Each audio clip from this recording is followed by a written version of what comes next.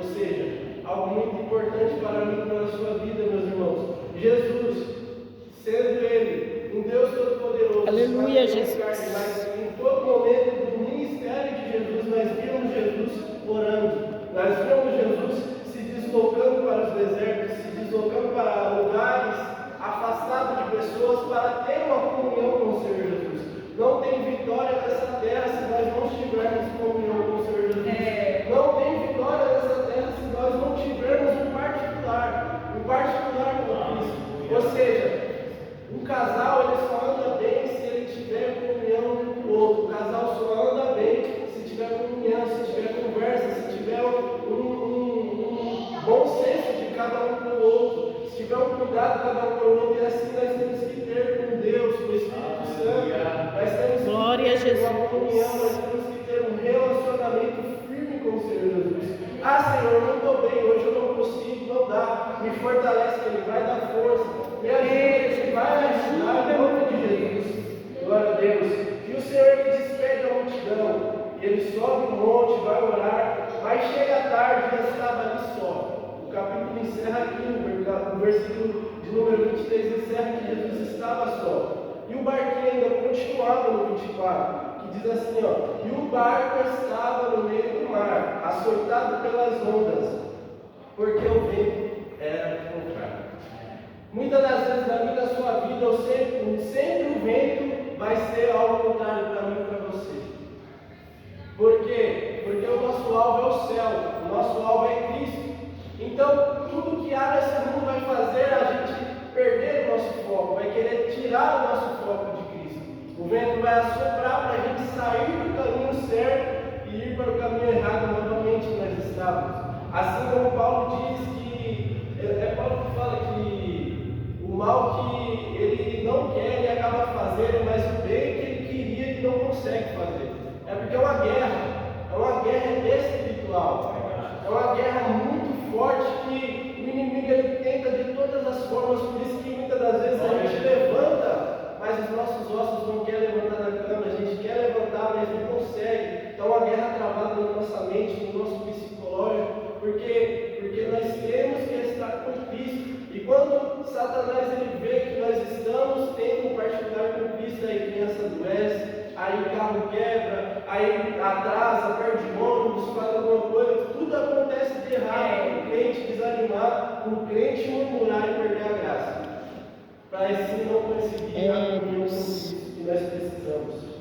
E quando os discípulos estavam lá, guerreando, porque o vento era contrário, o que eu acho interessante é no versículo que nós lemos, mas a quarta vigília, olha o socorro de Deus, mas a quarta vigília dirigiu-se Jesus para eles, caminhando por cima do mar.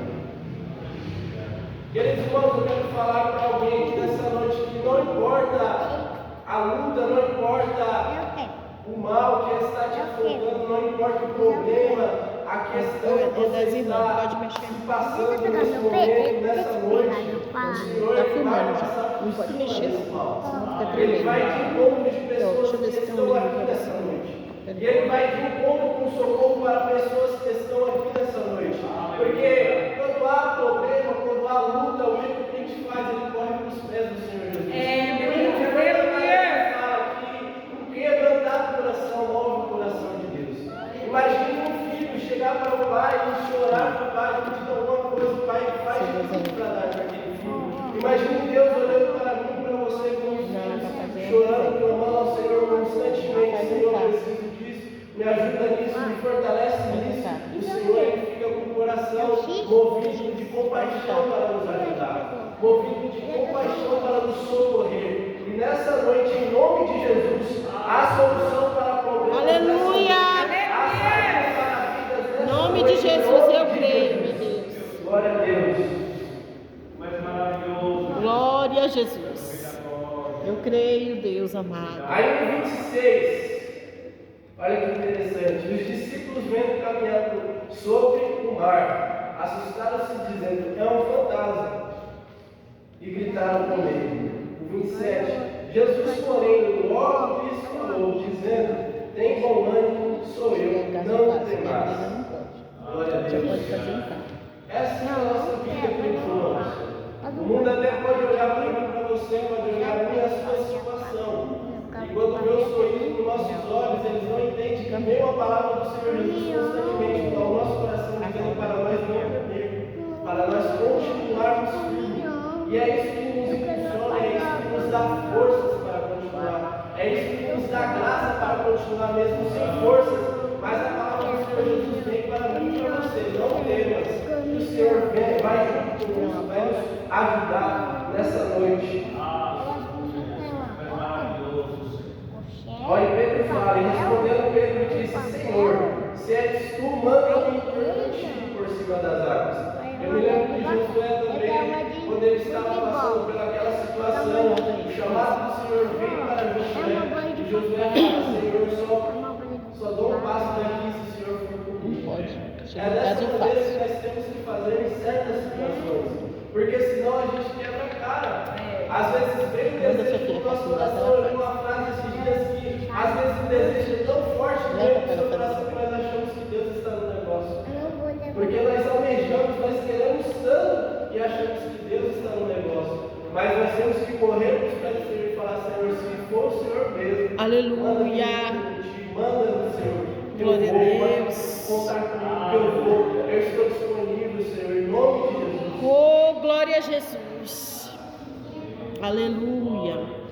A honra e a glória para ti, Jesus. O Senhor ele fala com Pedro no 29, e ele disse: vem. E Pedro, descendo do barco, andou sobre as águas para ir ter com Jesus. Olha que algo interessante. Muitas das vezes o Senhor ele nos chama, mas para um chamado que para os olhos humanos é impossível. Mas muitas das pessoas aí fora vão ter que ver você caminhando pelas promessas, caminhando no caminho, caminhando na dificuldade, e vão olhar e vão achar impossível aquilo. Não vão acreditar naquilo que eles estão vendo, assim como Pedro. Os discípulos acreditam que estavam perplexos ao ver Pedro caminhando ao encontro de Jesus por cima das águas. Porque é algo inédito, é algo impressionante, é algo maravilhoso da parte de Jesus, que Jesus estava revelando para os discípulos, mostrando para os discípulos que ele não era um homem comum, mostrando para os discípulos que ele era além dos nossos pensamentos, mostrando para os discípulos que ele era a solução para tudo, mostrando para os discípulos que ele podia tudo em todo momento, em todo tempo. O Senhor ele tem o controle de tudo. Aleluia.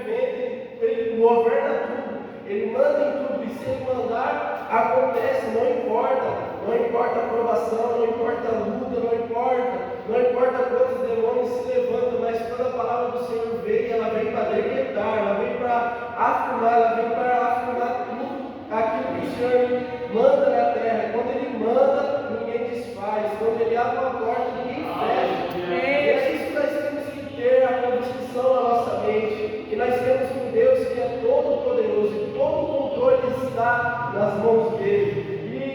E quando ele começa a caminhar para ir ter com Jesus, no versículo 30 vai dizer: mas sentindo muito forte, teve medo. Algo interessante, muitas das vezes na nossa caminhada, a luta é constante, a luta é tão forte, assim como eu estou falando para os irmãos, que para a nossa vida, para a nossa carne, para nós que somos seres humanos, é normal sentir medo.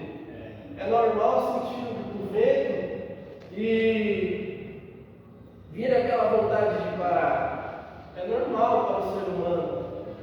E o que eu acho mais interessante e que eu vejo na vida de Pedro e que traz um ensinamento profundo para nós é que enquanto Pedro ele estava andando, enquanto Pedro ele estava com os olhos firmados em Cristo, andando em caminho ao Senhor, de olhos firmados em Cristo, com os olhos fixos em Jesus, ele estava caminhando. Mas só que quando ele sentiu o vento, quando ele olhou para as ondas, quando ele olhou para a dificuldade, ele acabou tirando os olhos do Senhor Jesus. E aconteceu o quê?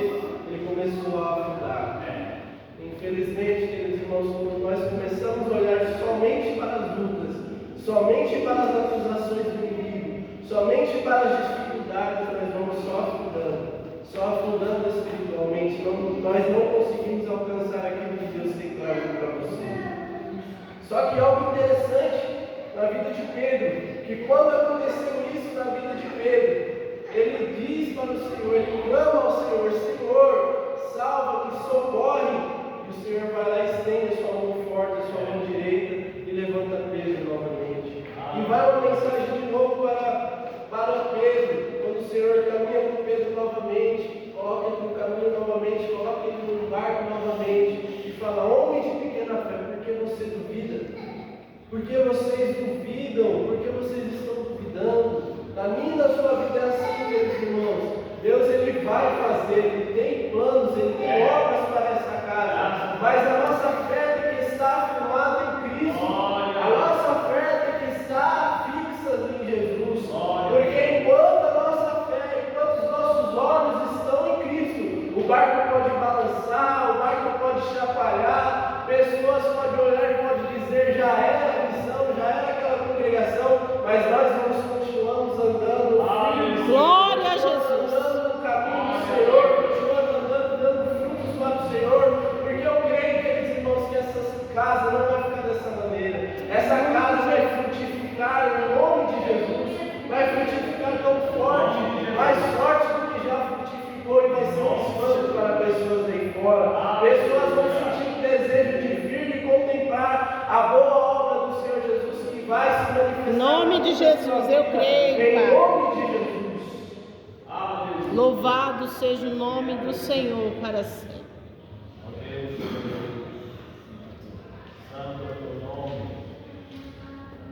E quando subiram ao barco, o Senhor acalma aquele vento, acalma aquelas ondas, a dificuldade acalma, a dificuldade para, porque o Deus Todo-Poderoso está na situação. E se o Deus Todo-Poderoso está no meu e no seu barco, queridos irmãos, pode se levantar, assim como eu falei, pode se levantar inferno, pode se levantar homem, mas o dono da obra está conosco, Ele é fiel. E Ele é fiel para estar conosco até a consumação do Senhor. Glória a Jesus. Porque a palavra do Senhor vai nos dizer que o Senhor foi para o Pai. Ele ressuscitou e Ele foi para o Pai. Mas Ele não nos deixou órfãos, Ele deixou o Espírito Consolador conosco. Mas Ele foi ao Pai rogar para o Pai, foi ao Pai para preparar-nos morada, preparar um lugar para nós, para quando o Senhor Jesus voltar novamente, a gente esteja preparado, esteja com os frutos aqui para entregar para o Senhor Jesus. Olha aqui, Senhor Jesus, as obras que estavam as obras que nós conseguimos alcançar e entregarmos naquele dia para o Senhor. Está aqui, Senhor Jesus, as obras, está aqui, Senhor Jesus, o que nós fizemos naquele lugar, está aqui, Senhor Jesus, o que nós podemos fazer na sua obra. E o Senhor vai se alegrar muito por vidas que estão aqui, porque eu sei, queridos irmãos, não é fácil assim como a irmã Vera, as irmãs que estão aí, a irmã mãe, sua família, o pastor, os irmãos que estão aqui, não é fácil, mas o Senhor ajuda a pensar cada um dos irmãos que estão firmes, que estão lutando, que estão batalhando para que o nome do Senhor seja glorificado, para que vidas aí fora não vão poder reclamar no dia do juízo, porque essas portas, em nome de Jesus, vão continuar abertas para pregar o Evangelho. Já esteve aberta e vai continuar aberta para pregar o Evangelho. Só que, infelizmente, o tempo da graça vai passar, essas portas vão se fechar, e muitos aí fora vão rogar, vão chorar, vai ter resistência, vai ter clamor, mas a igreja que está aqui na terra presente hoje não vai estar mais, vai estar agora com o Senhor Jesus. Todos nós vamos poder glorificar ao Pai face a face, cantar hinos e maravilhas perante o Pai. Ela fica te batendo. E vovó não bate, vovó fica quietinho. Nós vamos contemplar o amor de Jesus face a face, amém? Que Deus possa assim nos abençoar em nome de Jesus. Que os irmãos possam continuar orando pela minha vida, pela vida da minha esposa, pela vida dos meus filhos. Em nome de Jesus, que os irmãos continuem orando por nós. Eu sei que os irmãos oram por nós e nós também vamos continuar orando pelos irmãos, amém?